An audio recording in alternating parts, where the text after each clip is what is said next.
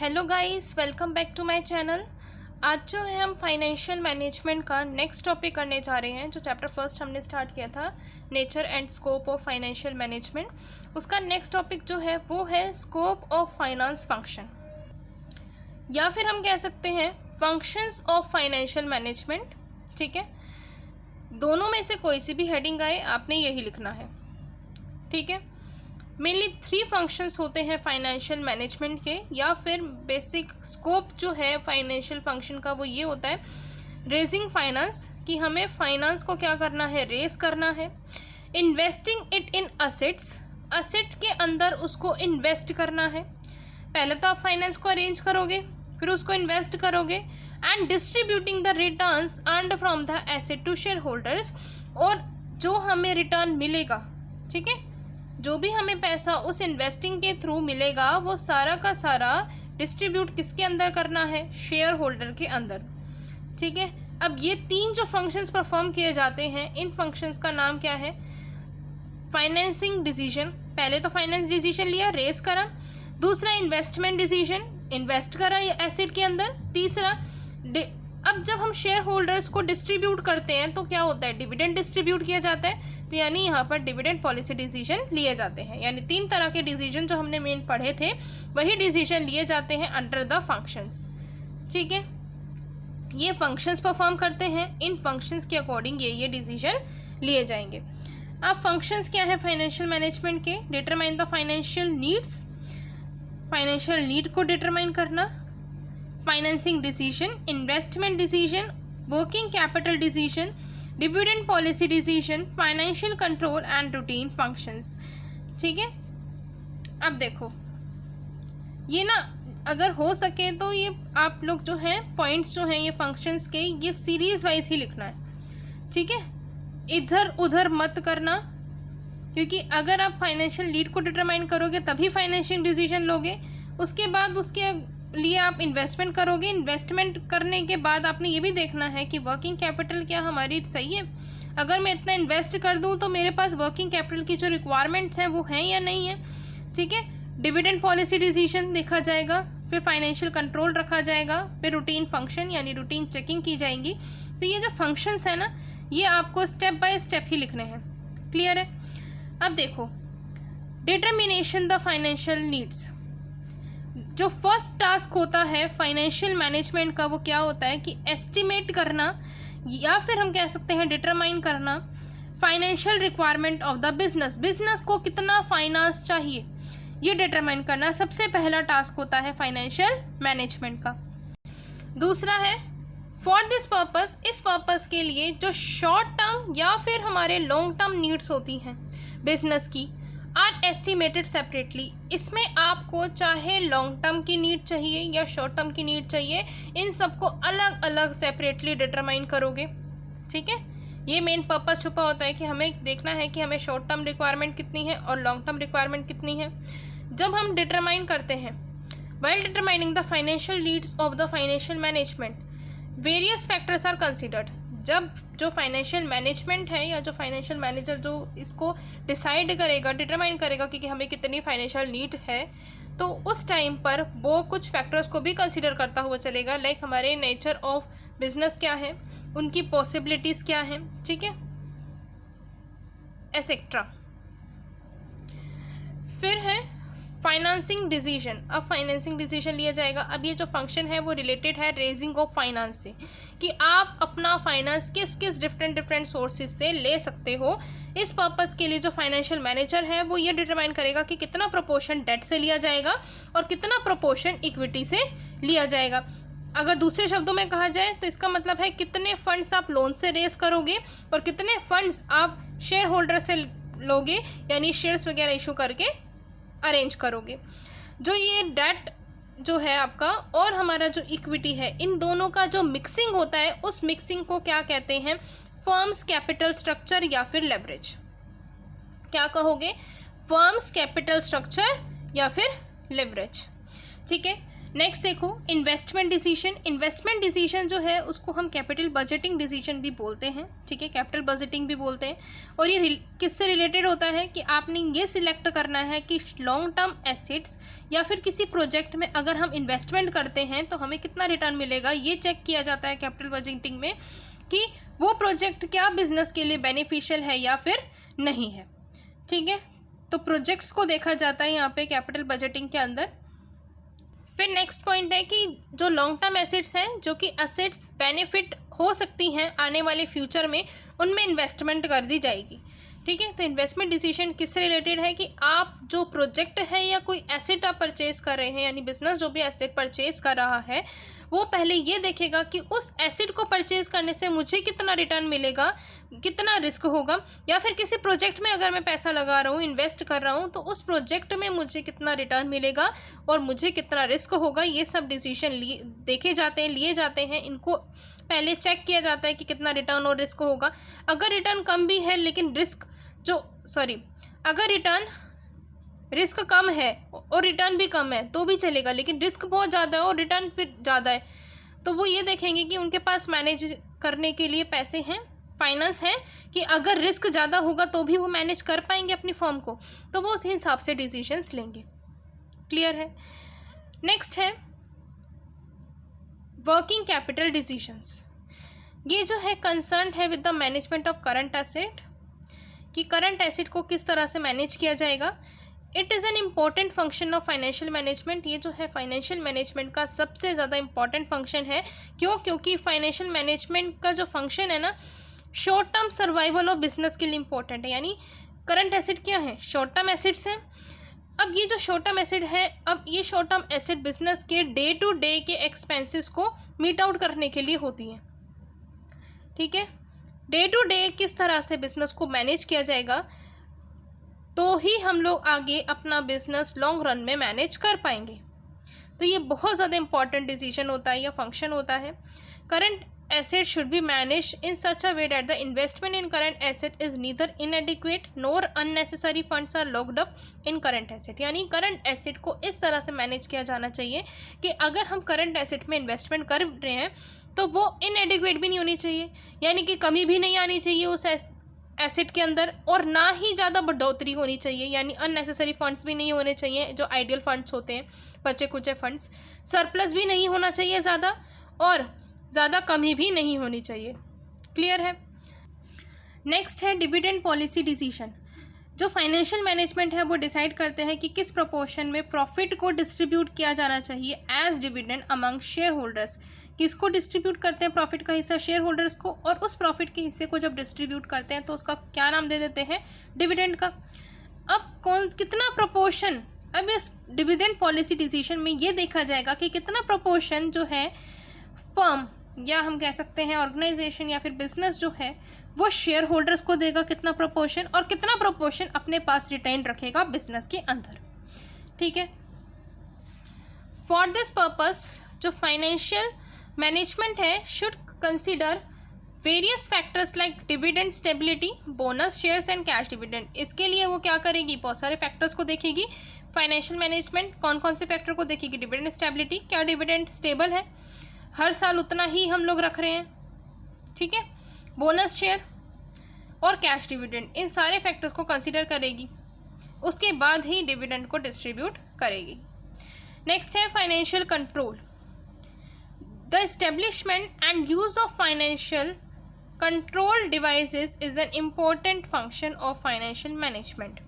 Financial management का एक और इम्पॉर्टेंट फंक्शन क्या है कि फाइनेंशियल कंट्रोल, जितना पैसा लगाया गया है उसको कंट्रोल करना। और उनके अलग अलग डिवाइसेस हैं। किस तरह से कंट्रोल करोगे? बजटरी कंट्रोल टेक्निक्स हैं, उनको फॉलो कर सकते हैं। कॉस्ट कंट्रोल के मेथड्स हैं, उनको फॉलो कर सकते हैं। रेशियो एनालिसिस से भी हम लोग जो है फाइनेंस को कंट्रोल कर सकते हैं। फाइनेंशियल कंट्रोल के अंदर सबसे पहले क्या किया जाता है? Standard of financial performance determine किया जाता है। एक्चुअल परफॉर्मेंस को आ गई, उसको फिर कंपेयर करेंगे प्री डिटरमाइंड स्टैंडर्ड से। कोई डेविएशन आती है तो डेविएशन को फाइंड आउट करेंगे। डेविएशन आ गई तो उस डेविएशन का रीज़न ढूंढेंगे। अगर उसको रिमूव किया जा सकता है तो रिमूव करेंगे, अगर नहीं किया जा सकता तो भी कुछ ना कुछ ऐसे नेसेसरी एक्शन लेंगे कि हम फिर भी कंट्रोल काफ़ी हद तक कर सकें। क्लियर है। नेक्स्ट है हमारे पास routine functions. For effective execution of finance function के एग्जीक्यूशन के लिए कि ढंग से एग्जीक्यूट हो रहा है, कुछ सर्टेन रूटीन फंक्शंस भी परफॉर्म किए जाते हैं normal course of the business के नॉर्मल कोर्स के अंदर। तो रूटीन फंक्शंस क्या हैं?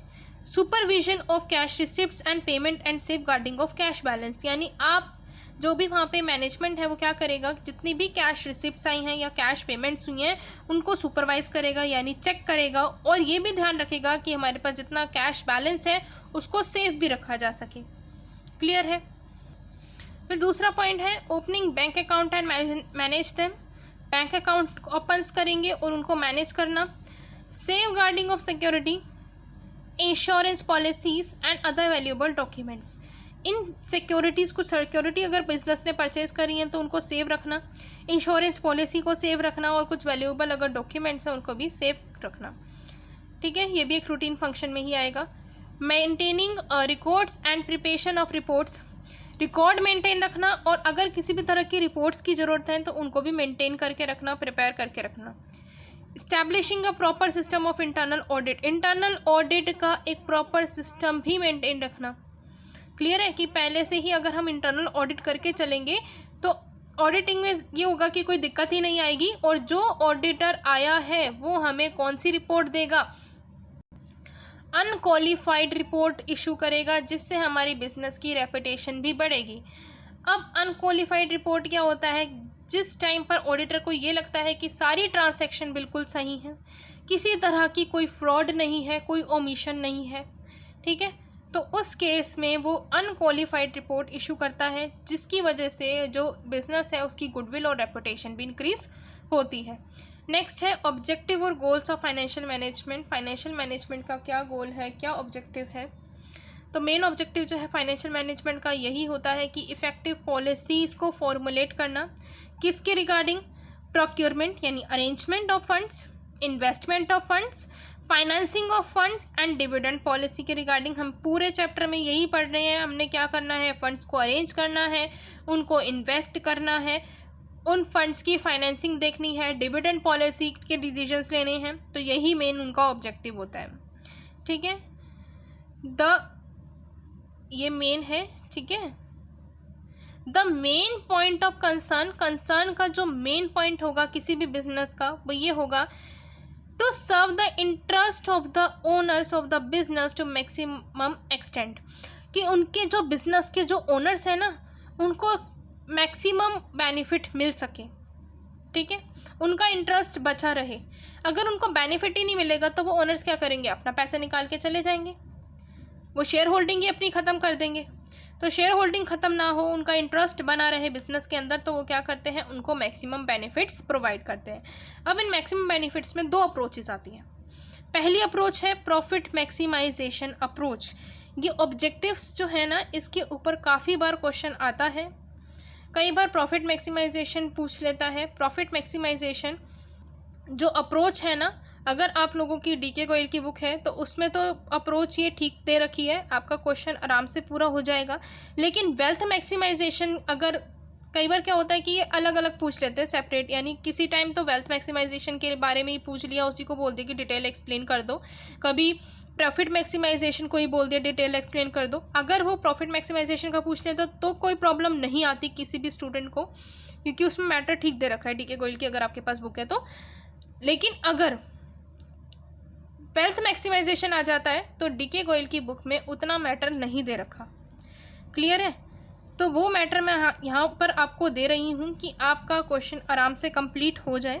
लेकिन अगर आपको फिर भी ऐसा लगता है ना कि हम थोड़ा, मुझे नहीं ऐसा लग रहा है कि कम पड़ रहा है आंसर, तो आप क्या करोगे, आप पहले तो सबसे पहले जो क्वेश्चन में पूछा गया है, वेल्थ मैक्सिमाइजेशन पूछा गया है, वही एक्सप्लेन कर दो, जितना मैंने यहाँ पे बताया है, बताऊंगी मतलब आगे, तो आपने सबसे पहले उतने को ही एक्सप्लेन कर देना है। उसके बाद आपने क्या करना है, अगर आपको लगता है कि थोड़ा और एक्सप्लेन कुछ किया जाना चाहिए तो आप प्रॉफिट मैक्सिमाइजेशन अप्रोच भी एक्सप्लेन कर देना थोड़ी सी। ठीक है, आपका क्वेश्चन आराम से कंप्लीट हो जाएगा। चलो करते हैं profit maximization approach. According to this approach, इस अप्रोच के according all activities which increase profit should be undertaken and which decrease profit should be avoided। इस जो अप्रोच है, इस अप्रोच ने ये कहा कि जो भी एक्टिविटीज़ आपको प्रॉफिट देगी उनको आप ले लो, ठीक है, और जो आपको प्रॉफिट कम करेगी, जो भी प्रॉफिट कम करती है एक्टिविटी, उस एक्टिविटी को ही अवॉइड कर दो, ठीक है। दो बातें बोली इस अप्रोच ने, जो आपके प्रॉफिट को बढ़ा रही है उस एक्टिविटी को अंडरटेक कर लो, लेकिन जो आपके प्रॉफिट को डिक्रीज कर रही है उसको बिल्कुल ही अवॉइड कर दो, ठीक है। अब इसके फेवर में किन किन लोगों ने क्या क्या बोला देखो। पहला है evolution of efficiency and performance. Profit क्या है? एक बैरोमीटर है मेजरिंग द परफॉर्मेंस को मेजर करने के लिए, and efficiency of a business concern. It act as a motivator, ये जो है एक मोटिवेटर की तरह काम करता है, जो कि हेल्प करता है बिजनेस कंसर्न को कि वर्क हार्ड करें और एफिशिएंटली करें। एक जो प्रॉफिट है ना, अब हर किसी बंदे को प्रॉफिट चाहिए, ठीक है, तो जो बिजनेस कंसर्न में जो भी पर्सन्स है ना, वो प्रॉफिट को कमाने के लिए, क्योंकि ये उनकी इनकम है, उनको कमाने के लिए वो ज़्यादा से ज़्यादा मेहनत करते हैं और एफिशिएंटली काम को करते हैं। तो अगर इसने प्रॉफिट को जो है बेस मान लिया तो ये तो बहुत अच्छा काम कर दिया। क्यों? क्योंकि प्रॉफिट क्या है? एक बैरोमीटर है परफॉर्मेंस और एफिशिएंसी को मेज़र करने के लिए, ठीक है। ये तो फेवर में बात होगी पहली। अब दूसरा पॉइंट क्या है फेवर में? Efficient allocation and utilization of resources. जितना प्रॉफिट होगा वो क्या करेंगे? Leads to efficient allocation utilization of scarce resources of the business के जो स्कार रिसोर्सेज हैं उनको भी प्रॉपरली यूटिलाइज किया जाएगा थ्रू प्रॉफिट मैक्सिमाइजेशन। नेक्स्ट है maximization of social welfare. Profitability is essential for fulfilling the goal of social welfare also. Profitability जो है वो एसेंशियल है, या एक इम्पॉर्टेंट पार्ट है जो कि हेल्प करता है सोशल वेलफेयर करने में भी। तो जितना ज़्यादा प्रॉफिट होगा उतनी ज़्यादा क्या होगी? सोशल वेलफेयर होगी, ठीक है। उसके बाद है सोर्स ऑफ इंसेंटिव। अब ये जो है क्या है? इंसेंटिव का भी सोर्स है। प्रॉफिट मोटिवेटर की तरह काम करता है, ठीक है, और incentive which induces a business organization to work more efficiently, जो कि बिजनेस ऑर्गेनाइजेशन को इंड्यूस करेगा, मोटिवेट करेगा कि वो ज़्यादा से ज़्यादा वर्क करें और एफिशिएंटली काम करें। अगर प्रॉफिट मोटिव यहाँ से हटा दिया जाए तो जो डेवलपमेंट की पेस होती है वो रिड्यूस हो जाएगी, ठीक है। नेक्स्ट है helpful in facing adverse business conditions. Economic and business conditions go on changing from time to time. सबको पता है कि इकोनॉमिक कंडीशन है या बिजनेस की कंडीशंस है वो टाइम टू टाइम चेंज होती रहती है, क्योंकि डाइवर्सिटी है बिजनेस कंडीशंस और बिजनेस इन्वायरमेंट में। सो देयर में भी adverse business conditions like recession, severe competition. यानी कई बार क्या होता है, बिजनेस की जो कंडीशन है वो एडवर्स रूप ले लेती हैं, लाइक रिसेशन आ जाता है मार्केट के अंदर, सेवर कंपटीशन, बहुत ज़्यादा कट थ्रोट कंपटीशन आ गया, ठीक है। सो ज़्यादा अमाउंट चाहिए होता है उस टाइम पर कि जो फ्यूचर की अनसर्टेनिटीज़ हैं उनको मीट आउट किया जा सके। तो प्रॉफिट जो है वही एक ह्यूज अमाउंट, अगर ज़्यादा प्रॉफिट होगा तो ह्यूज अमाउंट ऑफ प्रॉफिट ही जो है फ्यूचर की अनसर्टेनिटीज़ पर काबू पा सकता है। क्लियर है? नेक्स्ट बोलता है helpful in growth of the firm. ज़्यादा प्रॉफिट होगा तो ग्रोथ भी फर्म की आराम से हो जाएगी, और पैसा इन्वेस्ट करेंगे वो, तो ग्रोथ एक्चुअली में प्रॉफिट की वजह से ही होगी, ठीक है। प्रॉफिट को इस प्रॉफिट मैक्सिमाइजेशन अप्रोच ने प्रॉफिट को बेस लेकर ये काम अच्छा करा, ठीक है। तो ये फेवर पे बातें हो गई। अब हम आते हैं इसकी अगेंस्ट की बातों पे, ठीक है। ये अप्रोच क्या है? एम्बिजियस है। एम्बिजियस का मतलब है कि यहाँ पर एक डिफ़िकल्टी है प्रॉफिट अप्रोच के साथ। क्यों? क्योंकि हर एक पर्सन, डिफरेंट पीपल जो हैं डिफरेंट मीनिंग निकालते हैं प्रॉफिट का। अब कई बार तो क्या होता है, हम लोग एवरेज प्रॉफिट भी लेकर चल लेते हैं एज अ प्रॉफिट। प्रॉफिट जो है वो शॉर्ट टर्म के लिए, लॉन्ग टर्म के लिए भी होता है। प्रॉफिट बिफोर टैक्स भी होता है, प्रॉफिट आफ्टर टैक्स भी होता है, टोटल प्रॉफिट होता है, और रेट ऑफ प्रॉफिट जो है अलग अलग होते हैं, ठीक है। तो यहाँ पे ये क्वेश्चन अराइज हो जाता है कि कौन सा हम प्रॉफिट लें जिसकी वजह से फर्म जो है मैक्सिमाइज कर सकती है अपना profit. The question arises which of these profit should the firm try to maximize, कि फर्म जो है कौन सा प्रॉफिट मैक्सिमाइज करना चाहती है, प्रॉफिट आफ्टर टैक्स या फिर प्रॉफिट बिफोर टैक्स, या शॉर्ट टर्म वाला प्रॉफिट या लॉन्ग टर्म वाला प्रॉफिट, कौन सा प्रॉफिट। तो यहाँ पर ये जो प्रॉफिट लिया गया है इसकी वजह से ये जो प्रॉफिट है ये वेग्यू है, गलत है, एम्बिशियस है, क्योंकि डिफरेंट पीपल जो हैं क्या करते हैं, इसके डिफरेंट मीनिंग निकालने लग जाते हैं, ठीक है। तो ये एक लिमिटेशन है, या आप कह सकते हैं ये इसके अगेंस्ट है।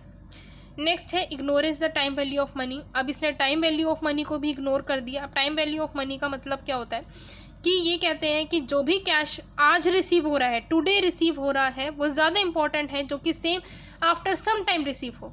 ठीक है, मान लो मुझे इस टाइम पर 5,000 की ज़रूरत है।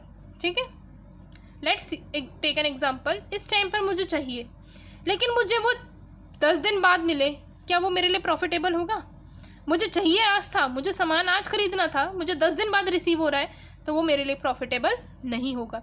यानी कि वो टाइम वैल्यू ऑफ मनी को भी उसने इग्नोर कर दिया। अब कैसे, देखो, टू इलस्ट्रेट दिस, एक साल के प्रॉफिट जो है वो प्रोजेक्ट ए में, प्रोजेक्ट बी में, प्रोजेक्ट ए में 1,50,000 का हो रहा है, प्रोजेक्ट ए में सेकेंड ईयर में 4,50,000 का, लेकिन इसमें 4 लाख का हो रहा है, और थर्ड ईयर में प्रोजेक्ट ए में 2 लाख का और प्रोजेक्ट बी में 4 लाख का।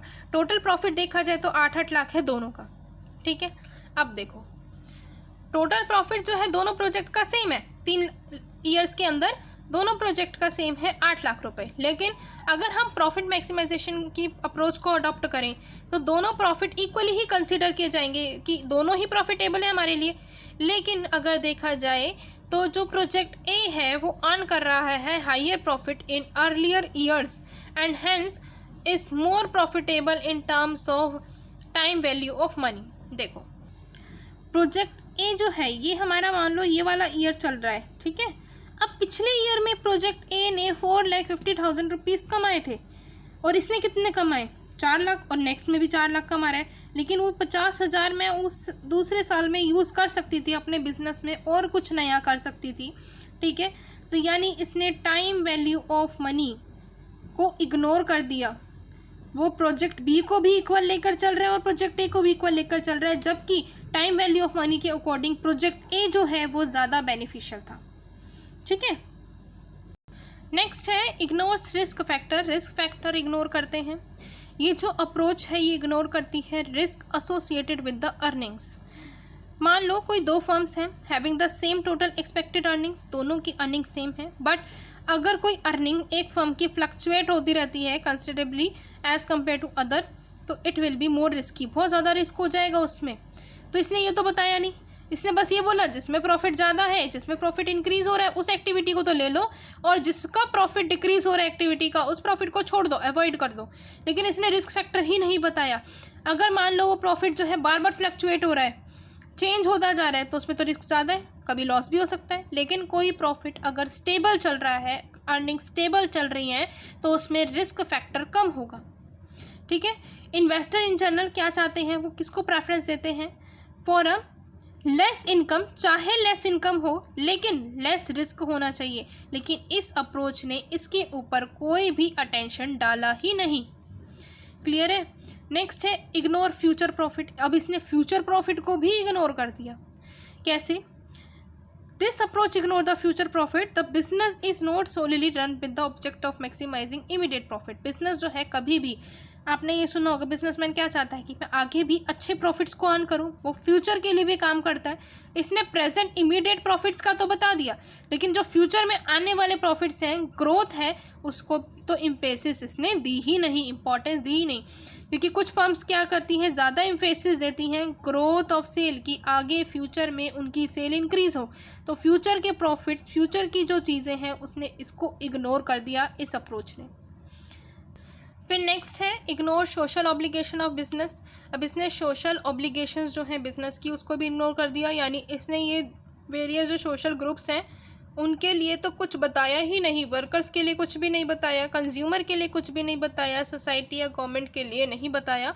उनकी तरफ से जो बिज़नेस की ऑब्लिगेशंस हैं, जो बिज़नेस की लायबिलिटी हैं उनको, उनके लिए, तो उसको तो इसने अप्रोच ने डिस्क्राइब ही नहीं किया। नेक्स्ट है neglects the effects of dividend policy on market price of the shares. यानी इस अप्रोच के अंडर जो फर्म है उसने ये नहीं सोचा, not think of paying dividends because retaining profit in the business में satisfy the goal of maximising the earning पर शेयर। इसने ये नहीं बोला कि आप जो है डिविडेंड पे कर दो शेयर होल्डर्स को।